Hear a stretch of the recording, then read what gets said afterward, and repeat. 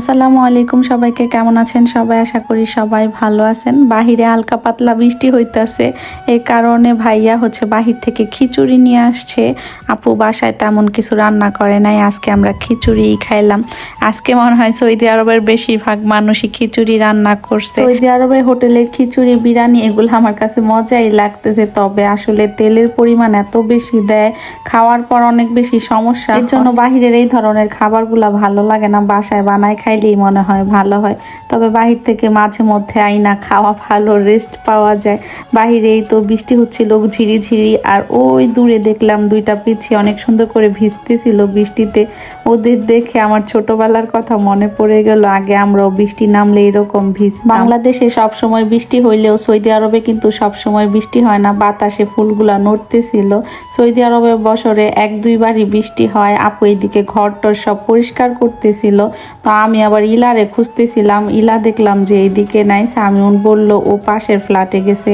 তারপরে আমি আবার জুস করে নিতেছি, আপুই বলছিল ও করবে, তবে আমি বললাম যে আমি করে দিই। মনে হইলো কি একবারে দিয়ে সবগুলা জুস করে ফেললাম, কিন্তু অনেক সময় লাগছে কিন্তু এই জুসগুলা। এরপর সবাই জুস খেয়ে নিয়েছিলাম, এখন রেডি হয়ে বের হয়ে গেছি। আজকে আবার দাওয়াত আছে এক বাসায়। এখন এইখান থেকে আমরা একটু মার্কেটে যাব, তারপরে দাওয়াত বাড়িতে যাব। আর কালকের ভিডিওতে একটা আপু কমেন্ট করছিল, আপুর দেবরের ছেলের নাকি দুপুরবেলা গরম তরকারি পুড়ে শরীরের অনেকখানি পুড়ে গেছে, তো বাচ্চাটা এখন হসপিটালে ভর্তি আছে। সবার কাছে একটু দোয়া চাইছে আপু, সবাই একটু বাচ্চাটার জন্য দোয়া করে দিবেন, আল্লাহ যাতে ওকে তাড়াতাড়ি সুস্থতা দান করেন, সাথে ওর মাকে ধৈর্য ধরার তৌফিক দান করেন, আমিন। ভাইয়া এখানে পুরি কিনছিল, তো গাড়িতে বসে বসে আমরা পুরি খাইতে খাইতে এই তো মার্কেটে চলে আসছি। বাহিরে যেহেতু বৃষ্টি হইতেছিল, তো বাইরে কেমন জানি বালি বালি ছিল আর কি, বৃষ্টির পানিতে বালিতে একেবারে কাদা কাদার মতো হয়ে গেছিল। আপুর এরকম জগ ছিল, তো ওইটা আমার কাছে অনেক বেশি ভালো লাগে, এর জন্য আপু বলল চল তোর জন্য নিয়ে আসি। এখান থেকে আজকে অনেক কেনাকাটা করা হয়েছে, এইগুলা ইনশাল্লাহ দেশে যাওয়ার সময় নিয়ে যাব। টুকটাক কেনাকাটা করতে করতে আসলে অনেক হয়ে যায়, যাওয়ার সময় পরে আর জায়গাও হয় না, মালামালও বেশি হয়ে যায়। এখান থেকে আজকে যা যা কিনা হয়েছে সব কিছুই প্রায় আমার জন্য। আমাকে জিজ্ঞেস করেন আপু আপনি কবে বাংলাদেশে যাবেন? আমি তো 3 মাসের জন্য আসছি, এখনো 1 মাসই হয় নাই, 3 মাস হইলে তবে বাসায় যাব। এই তো আমরা দাওয়াত খেতে চলে আসছি, আমরাও আসছি। ভাইয়া দেখলাম বের হয়ে গেছে, আমরা আইসা দেখি যে আরহারাও আসছে। তারপরে ওরা এখানে খেলা করতেছিল বাচ্চারা।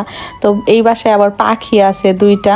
আজকে আমার পাখি দেখা হয় নাই, যাওয়ার সময় একটু দেখছিলাম, তবে ভিডিও করা হয় না। এই আপুটার অনেক গুণ আছে, মাশাল্লাহ মাশাল্লাহ। আপু নিজের হাতে অনেক কিছু বানায়, ঘরে সাজাইছে, আরো রুমে অনেক কিছু আছে, সবগুলার ভিডিও করা হয় না, অনেক নিখুঁত ভাবে সবকিছু বানায়। এটা পেয়ার আর তেঁতুল দিয়ে একটা ভর্তা করছিল, আমরা সবাই খাইতেছি, অনেক মজা হয়েছিল ভর্তাটা। সামিউনের নাকি একটু মাথাটা ব্যথা ব্যথা করতেছে, তো ওদের সাথে খেলতেও যাইতেছে না, মনটা খারাপ করে বসে আছে।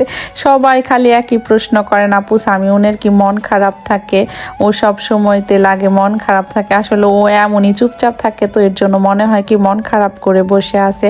আপু এখানে অনেক কিছু রান্না করছে, হাঁসের মাংস দেশ থেকে আনছে, গরুর মাংস, দেশি মুরগির মাংস, ছোট মাছ ভাজি, ভর্তা 2 রকম, ডাল, তারপরে লাল শাক। আর সৌদি আরবে আসার পর আমি সব কিছুই অল্প অল্প নিয়ে ট্রাই করার চেষ্টা করি, যেটা কখনো খাই না সেটাও ট্রাই করার চেষ্টা করি। আর হ্যাঁ, এখানে ওর ছোটবেলার পিক দেখাইতেছিল আমাকে, আমি বললাম মাশাল্লাহ সুন্দর হয়েছে, আরও খুশি হয়ে গেছে। তারপরে তো আমরা এখানে খাওয়া দাওয়া করে নিতেছি। হাঁসের মাংসের মধ্যে রসুন দিছিল, খাইতে অনেক ভালোই লাগতেছে। হাঁসের মাংসটা শুধু দেশ থেকে রান্না করে আনছে, আর বাকি খাবারগুলা সব আপু বাসায় রান্না করছে। খাওয়া দাওয়া শেষে অনেকক্ষণ গল্প করার পর এখন আমরা বাসায় চলে যাব। তো আপু অনেক জোর করতেছে সবাইকে মিষ্টি খাওয়ার জন্য, তবে কেউ মিষ্টি খাইতে চাইতেছিল না, পরে সবাই একটু একটু মিষ্টি খাইছি।